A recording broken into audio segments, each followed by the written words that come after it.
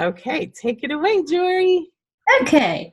So as organized as my calendar might be, I don't know how organized this presentation is going to be, so I hope everyone can bear with me a little bit. So I have spent time and money, and I can't even tell you how much of both, trying to find the perfect way to organize, right? The perfect planner, the perfect calendar. And there's no such thing as the perfect anything. So what has worked for me is a couple of different things. So the first thing is I do bullet journaling. So I don't know if anybody has ever heard of bullet journaling, but actually I'm going to share my screen here real quick. Share. Okay, so bullet journal. If you go to bulletjournal.com, it goes into more detail. I'm not going to go into a lot of detail about it, but it's a really great way to keep things simple. So for example, this was my to-do list for today, and I was able to keep it organized in a way that I was able to keep it simple and not get distracted by a lot of things. And the great thing about bullet journaling is you can really customize it to work for you. So you can keep a regular calendar in there if that works for you. But I really recommend starting with the basics, which he does. If you go to the system on this, and then he has like this short 5-minute tutorial. And it's a really great way to incorporate this. I started this a year ago, and then I made the mistake of falling down the Pinterest rabbit hole. And because there are so many different things that you can do with these bullet journals, and there's YouTube videos, and I am begging you, please learn from my mistakes and don't do that. Just follow the 5-minute video and it will keep it very, very simple. I, though, keep my calendar on Google Calendar. I have to share it with my husband because we have to, we're figuring out who's where and who has to pick up what kid. So keeping an electronic calendar was just easier for us. So this is a blank copy of that. There's only 3. As you can see over here, I have several different calendars. The 3 that I share with my husband is this one, and this one, so that he can see when I am going to be out. So if something comes up and the school calls and I'm in a meeting, he might be able to help out or whatever. If I had shared all of my calendars with him, he would lose his mind. So like this one is like our family stuff, right? So I have a standing breakfast date with Jorie every Friday. And then these are, lots of kids' activities. These are a couple of networking things I have going on. The green is Prime My Body stuff. So it's working lunches, accountability meeting, networking events. And then yellow is my real estate stuff.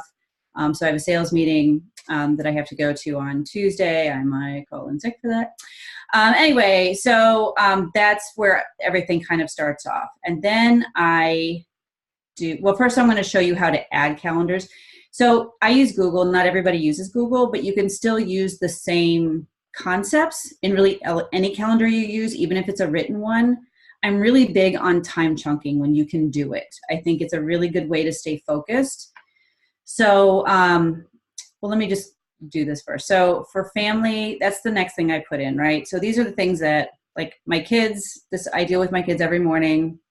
So this day I have a networking thing in the city. I'm going to have to leave early, so Jorie will have to handle the kids after 8.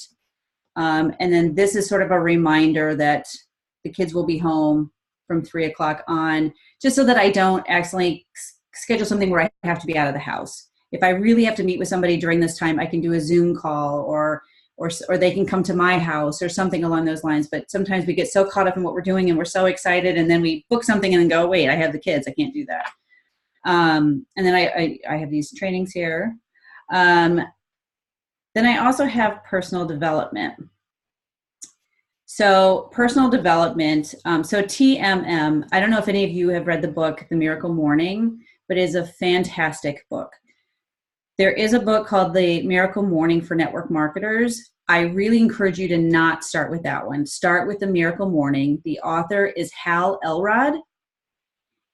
And he talks about six things that you should do every morning to really get your morning started in the best possible way. And he calls them savers, which stands for silence, affirmations, visualization, exercise, reading, and scribing, which is writing, obviously.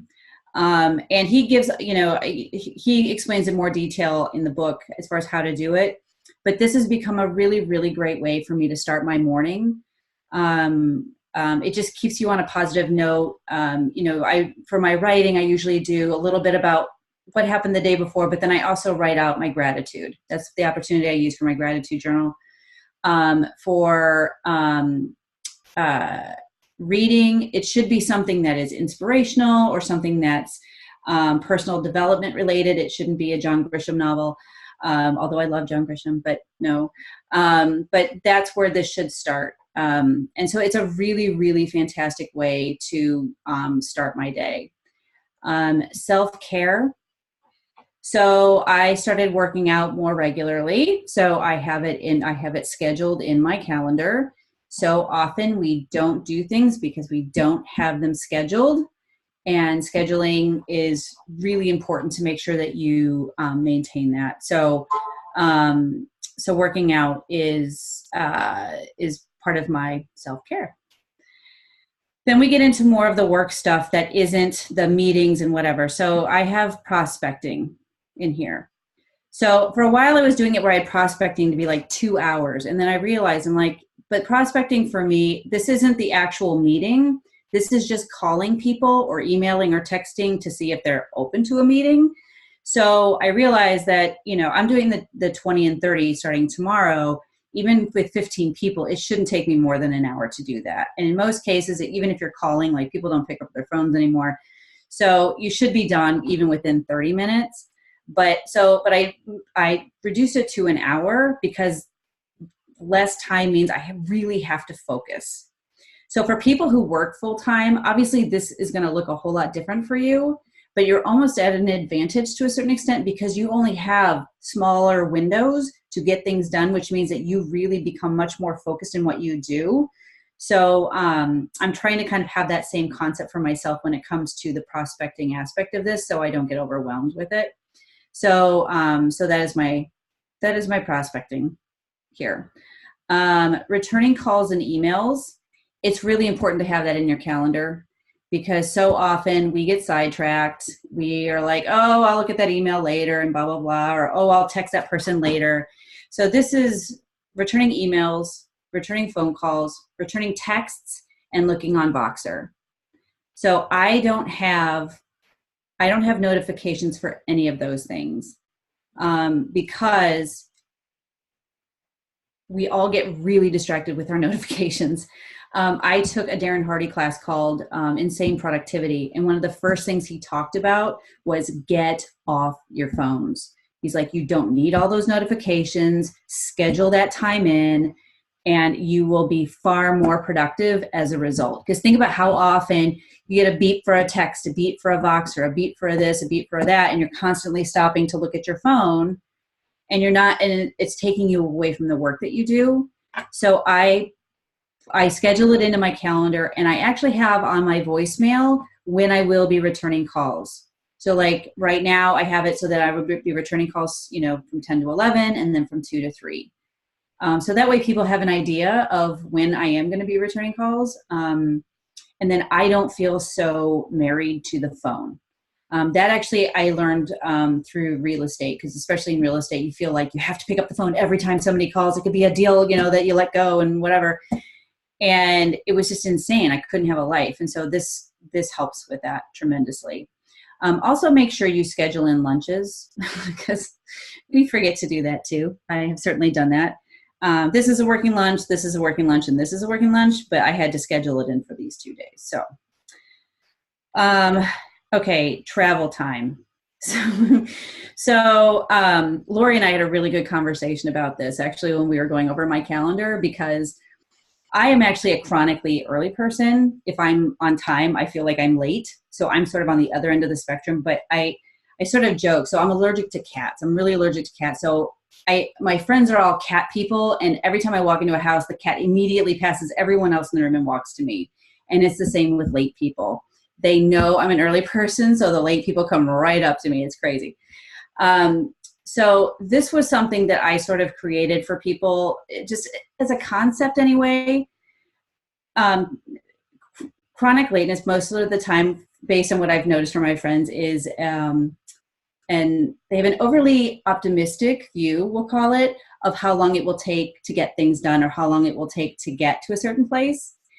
And so now we have Google, which helps with a lot of things, including this. So you can put in, if you just go to Google Maps, you can put in the address you're going to, click on directions, put in the address you're coming in from, and below that you can see a little thing where you can click on it and hit arrive by, the time you want to arrive by, and the date. And it will give you a little range of how long it will take you to get to that place. Now, this being Chicago, like out in the suburbs, it's not so bad. But if you're going into the city, like when I go to my monthly sales meeting, it's only anywhere between 35 minutes and an hour. But I do it often enough that I know it's 45 minutes. So that's what I put in my calendar. But if you schedule it into your calendar, number one, it reminds you that you are traveling during that time so you don't accidentally book something else.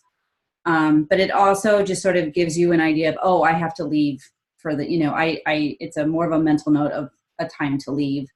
But the other thing you do have to factor in with travel time is it's not just about arriving at the location. Again, in the suburbs, this isn't as much of a deal, but if you go into the city at all, there is finding parking and then walking from where you're parked to the location and getting yourself settled. So you have to kind of incorporate that too. So I put that into the travel time as well. And then I also, I'm starting a little blog, so I do some blog work. So that's my calendar. And this is the thing that Lori saw, and she was like, oh my God, that's amazing. And I was just like, oh, thanks. But you can see I have everything color coded. And it's more of like a time chunking kind of thing. Like I know different colors mean different things. It tells me my focus is different things. And it's really easy to add a calendar. So like in Google, up here you see add calendar, you click on the 3 dots, go to new calendar. So I have to do one for a networking group I started. So I have the Working Moms with Practical Network, and boom, I just created a calendar. And then you can click on that calendar, and then you can actually create more, you can customize it. So if you want to share it with people, this is where you would add people to share it. If you want event notifications, because I just realized I missed a couple of events this week, and it was because I didn't have this activated for that particular thing. So you can add notifications immediately. So if you wanted to let you know 10 minutes before the event, you can do that there. A lot of this other stuff I don't even bother with, but this is how I put my calendar together. And then the last thing that I do, and this is more for keeping us on track. How do I put this? So I hate cooking, and I could spend an hour and a half cooking things that really only take a half an hour because I'm not prepared enough to do it right. And I decided at the first of the year I was going to go back to being pescatarian. And that does require some planning. So this is a website that I've used in the past, and I went back to it. It costs about $39 a year, I think, and it is worth every penny. You can plan every single meal, including snacks. You can put little notes and stuff in here so you kind of know, okay, so on this day I have my Spanish class, and then Maddie has brownies, so that night dinner is going to be a little bit different in terms of timing. My favorite thing about this, though, is that you can go to any website that has a recipe on it, Pinterest or any of them. If you find a recipe that you like, they have a Chrome thing, so you can go hit add to PTE, plan to eat, and it will import the recipe for you. So there is no cutting and pasting and trying to do all that stuff. It's like crazy. So it does it all for you. And then it also creates a grocery list. So this is my grocery list for next week's meals. And then I can go through and I can go, okay, I know I have that. I know I have that. I know I have that. And then I can just remove those. And then when I have the list down to what I don't have, I use Peapod. I know Lori uses, what do you use? Is it Amazon or something? But I actually, as much as I hate cooking, I love grocery shopping in a weird way, but it uses too much time. And so this is a much better way for me to stay organized and not waste time doing it. So then I just put everything into Peapod, and every week Peapod comes on Saturdays. And then I have all my food that I need for the week. And as far as planning, so my last network marketing company was a company called Wild Tree, and we did seasonings and spices and marinades and all that, but we also help people with meal planning. So I'm going to give you just a real quick rundown on how to do this so it doesn't seem overwhelming. You can do this if you're single. You can do this if you're married, if you have 20 kids, if you have no kids, it doesn't matter. So the first thing you put into your calendar, now you don't have to use this. You can print out a blank calendar. I know it sounds crazy, but I actually recommend doing a month at a time. When people are first starting out meal planning, it's kind of overwhelming at first. And so if they just do 1 week, they'll go, oh, I'm not going to I have to do this every week. I'm never going to do this.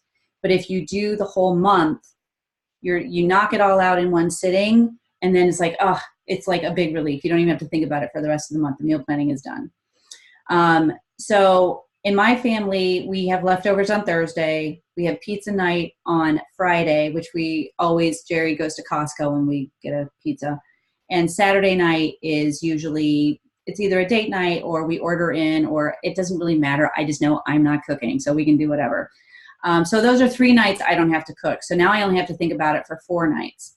And then you can assign themes to those nights. So for our house, on Sunday night, it's either soups or some kind of crock potty thing or chilies or something like that. For the winter, in the summer, it will probably be more along the lines of like grilling recipes, that kind of thing.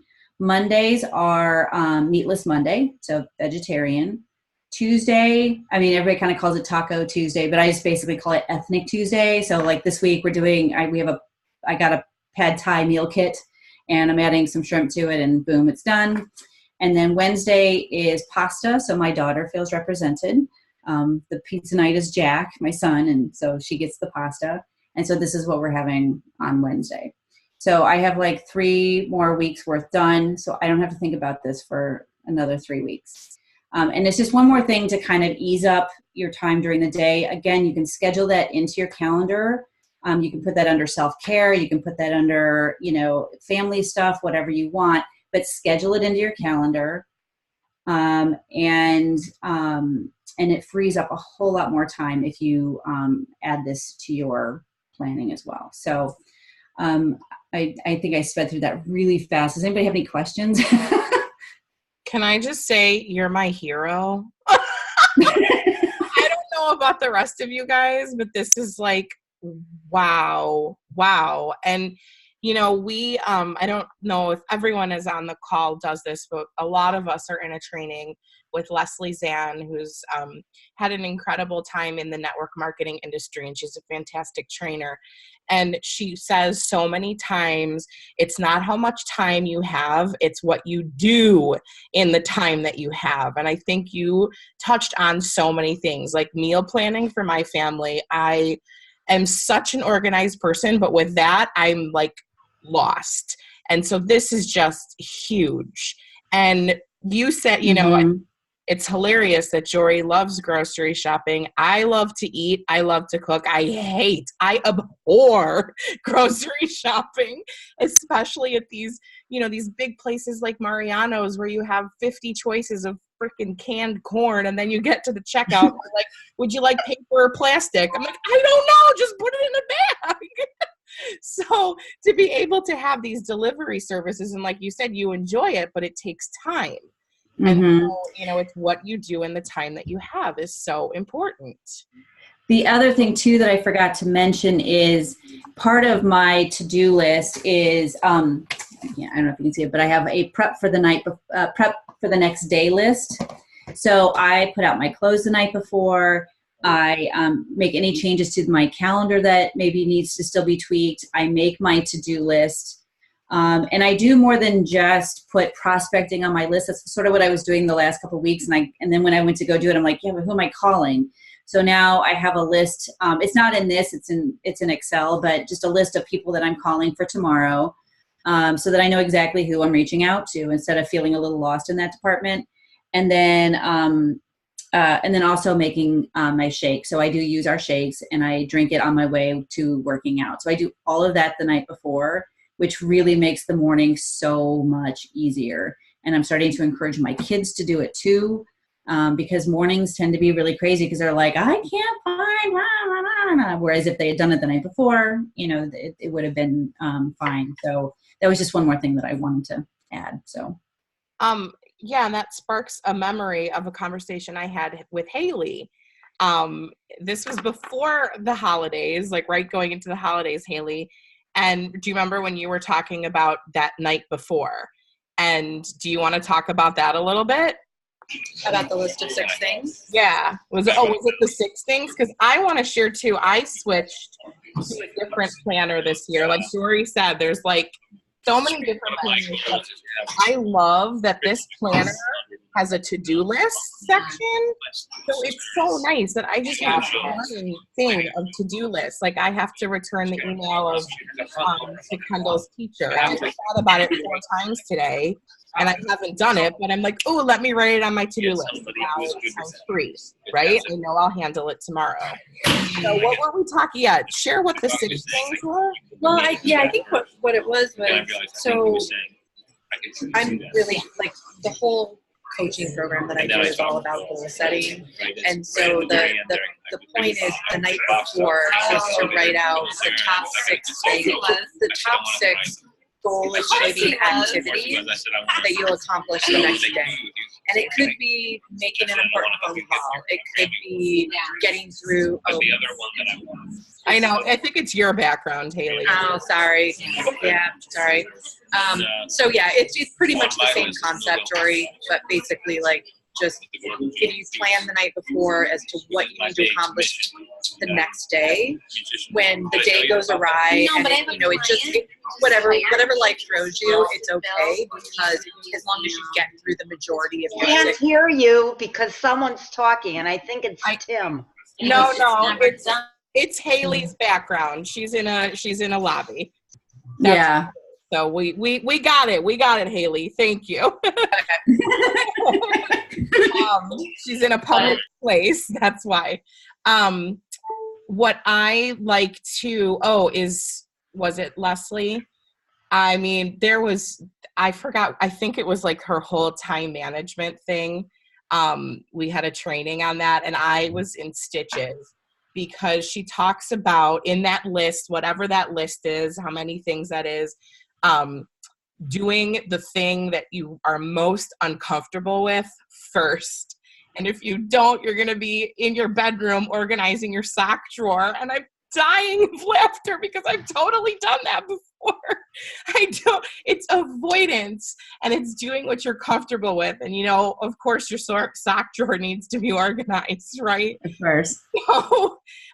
So I think that's really key too, is putting that most uncomfortable thing. And I don't know about you guys, but for me, it's cold calling is the most uncomfortable thing. This phone starts to weigh 600 pounds when I need to do that. But then I see the results of cold calling and I've gotten some really cool people on my team because I was brave enough to pick up the phone and call someone.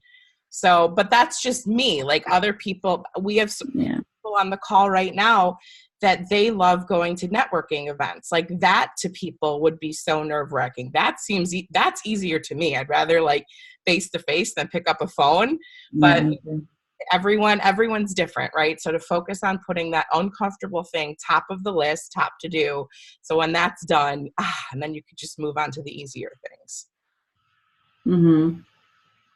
Does anyone else have any questions for Jorie or have any tips that they use that helps them stay organized? I know I shared, actually, I can share with you guys. Hold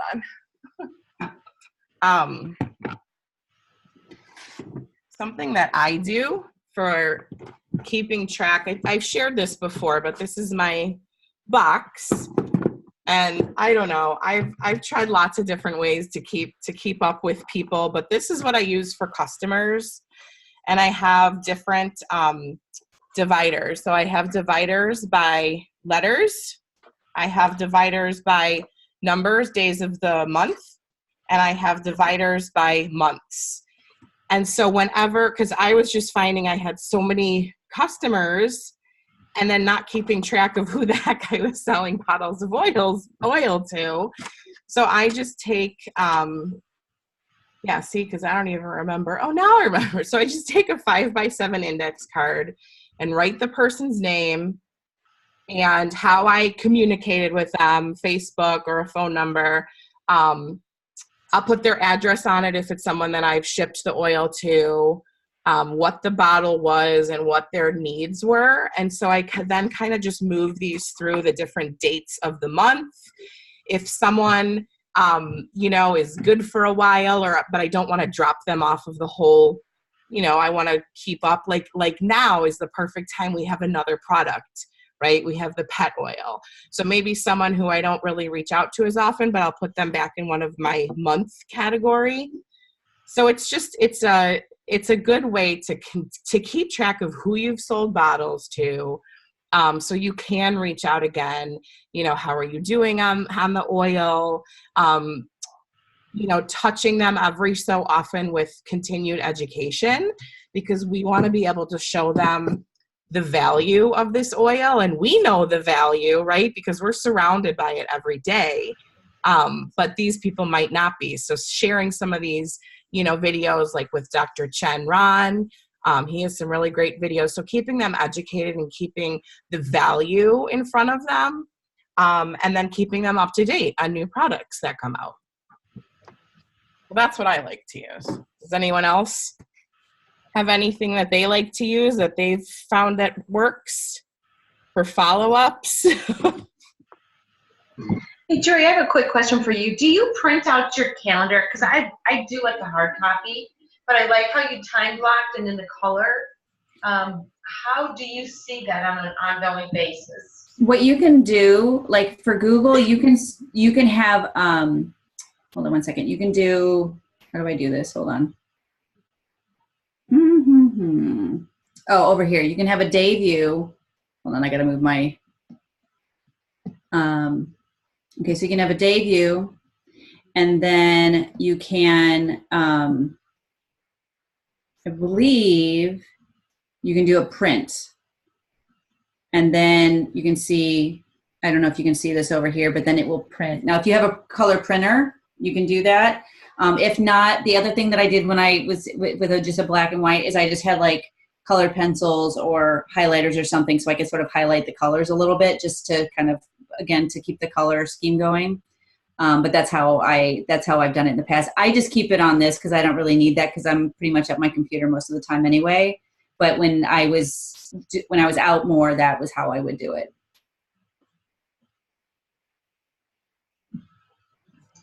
And Lori, which brand of calendar are you using? Currently, today?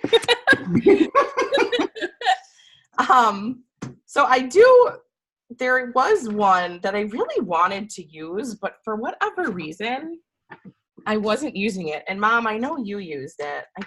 Maybe it's in the drawer of stuff I don't use. So this is a big one. It's called High Achievers Annual Playbook. This is one that I wanted to use, and I don't know why. I got that too. It didn't quite work for me though. Right? Yeah. I mean, and I like it because it's super big and it's got all the times, but I don't know. I never used it. So I started with, it's called The Simplified Planner by Emily Lee. And I'm a nerd because like she has all these videos and I love her videos. Just to, like we did tonight, like for me, that helps. It's tips to help you stay organized. Like, oh, I can incorporate that in my life. And what I like is this is just a one day, one page is one day. And I have so much in my day that I do need one whole page for a day. But I like that, again, it's time blocked, but it has this to-do list. And that has been, I mean, I've only been using this since the 1st of January, and to have that to-do list right there has really helped me, because I am a big to-do list person, but unfortunately my to-do lists find their ways in all different notebooks everywhere. So, and then it also has a little note section, because I'm always finding like I'm on the phone. I do like to keep, when I'm working, I do like to keep a notebook. You'll see like calls that I have, like with Jorie, just notes. And this has helped me a lot too, just to have a notebook of the running calls and the running conversations that I have, when people are like, oh, what was the password that I used? And, stuff like that. So that's helped me too. But I'm liking this one for now. Mom, are you still on the call, Mom? Of course. You found some. Hire Jorie. You what? In charge. I'm going to make a lot of money, and I'm going to hire Jorie to do all this for me. I'm telling you. I'm sorry, but I'm overwhelmed. I could never do what you do. See, and this is like, it so makes sense in my head. I'm And totally overwhelmed. ADD, pump, fast. The funny thing is I get really overwhelmed too. And this, believe it or not, creates less chaos. I can believe it. I get it.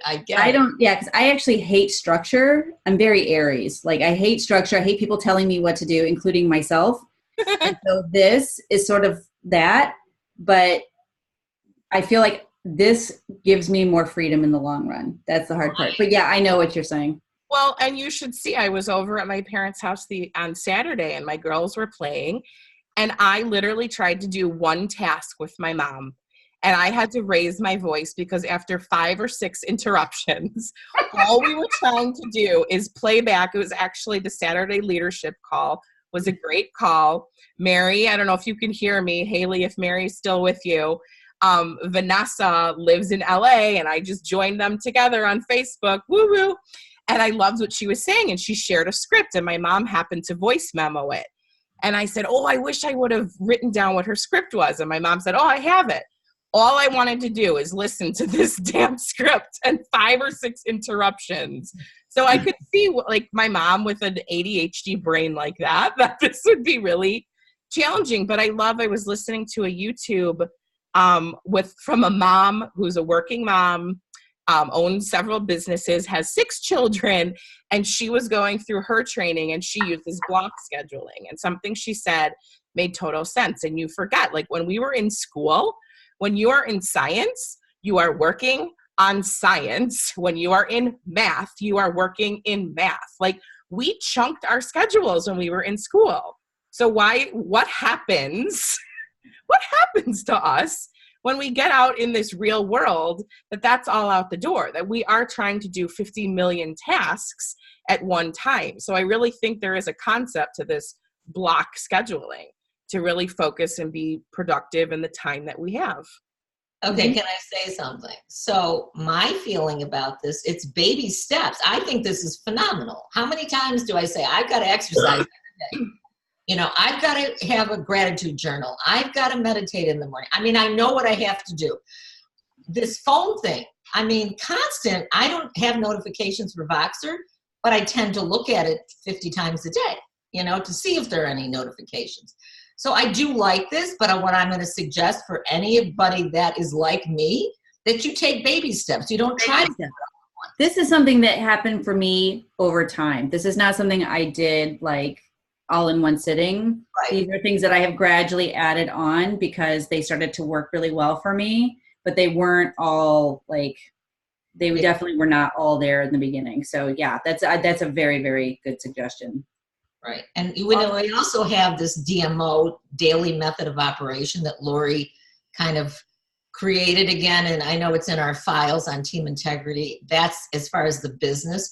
You could do that. And when you get to the business, you refer to that, because that does, again, keep you organized in your contacts and your follow-ups and your reach outs. So yeah, so we're gonna get cut off. We have less than a minute. I just want to thank you so much, Jorie, for walking us through this. This is right up my alley and gives me goosebumps. So Thank you so much, everyone. Thanks, Jorie. I hope you can walk away with something that can help you. Thanks, guys. Thank you Thanks. so much.